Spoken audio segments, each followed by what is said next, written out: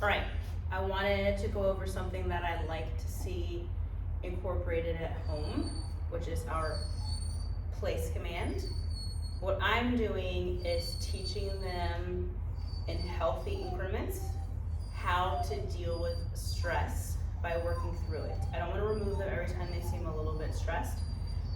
Because this is only coming from me, I think that it's isolating the stress with me and it's not really going to change anything at home. So the point of the place command is to build impulse control, but also to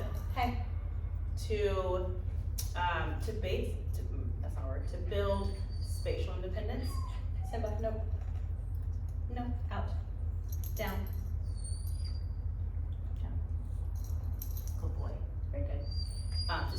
To build spatial independence. So what I'd like to see is you guys starting by not letting them be with you, like physically touching you all of the time. I'd like to see like a place command, maybe just on a dog bed at your feet.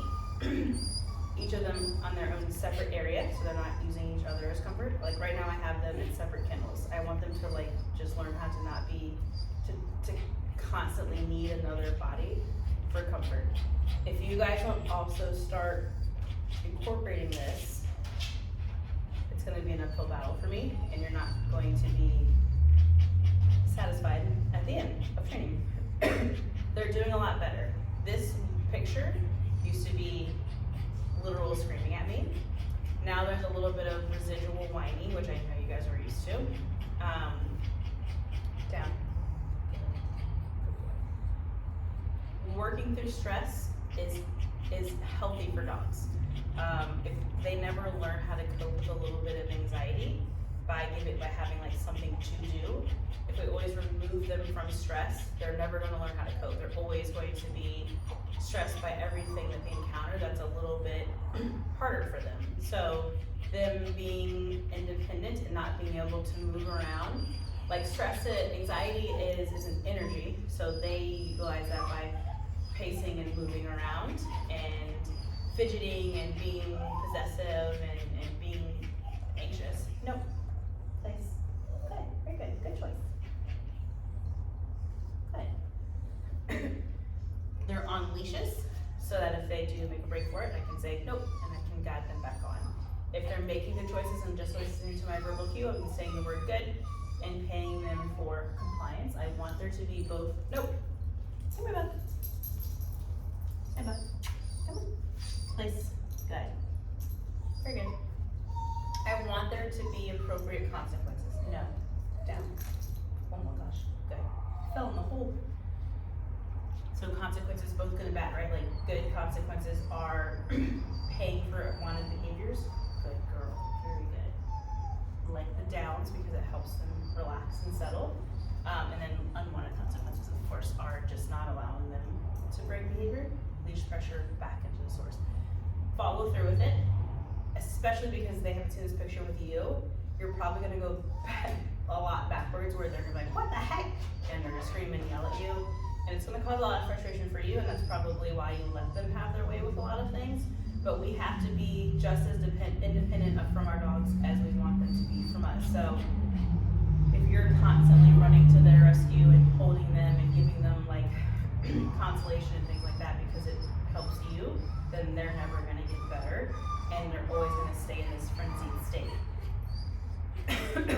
This is not healthy. I don't want to be like offensive or whatever, but like their stress levels it's not healthy. Like we want them to be able to cope and relax and settle, which is like what every human is treated, right? That's why people take medicine and things like that. It's because we want to not feel anxiety. So we have to help cultivate that with our dogs. Good. Luna is definitely, I always call her Luna. We have another dog here named Luna Critter, and they're twinsies.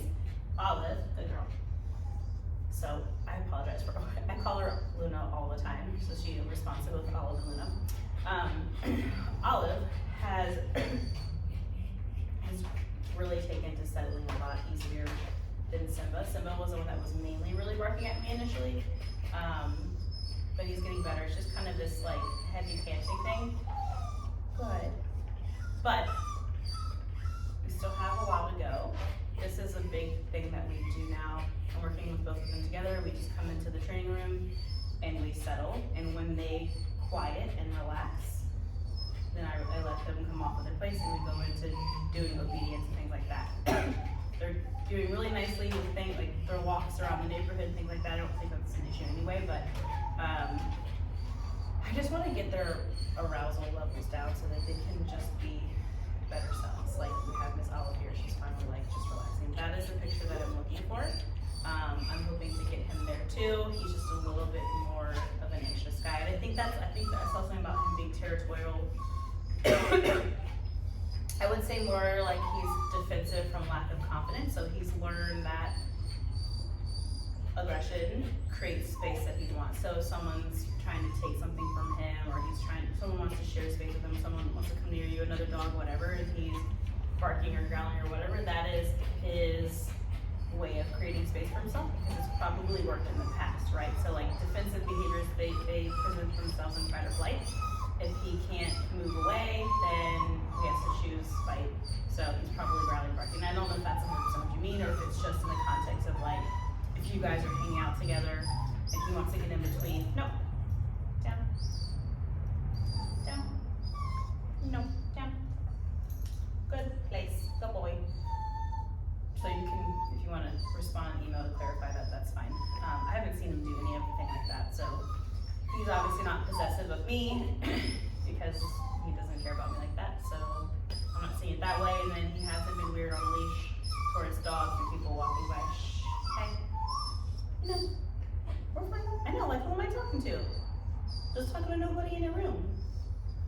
Place, no, uh-oh, place. Tell the bitch you took his. Nope. Place. Girl.